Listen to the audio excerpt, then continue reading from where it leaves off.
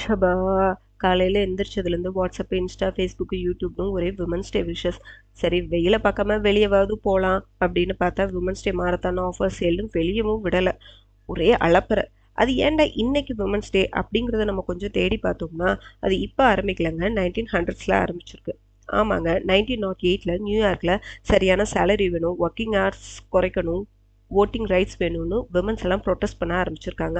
1910ல Clara ஜெட்கின்கிற German activist எங்களுக்குன்னு ஒரு special day வேணும்னு ப்ரொப்போஸ் பண்ணியிருக்காங்க.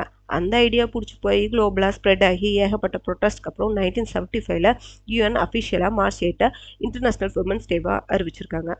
ஆனா பாருங்க, இப்போ வரைக்கும் பல நாடுகள்லயும் வோட்டிங்க்கு, ட்ரெஸ்ஸிங்க்கு, சேலரிக்கு, எஜுகேஷனுக்கு, ஈக்குவல் ரைட்ஸ்க்கு, ஈக்குவல் ஆப்பர்ச்சுனிட்டிஸ்க்கு, மீ டூன்னு போராடிட்டே தான் இருக்காங்க இந்த பொண்ணுங்க.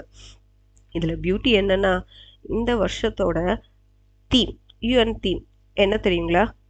Gender equality and opportunities for விமனா.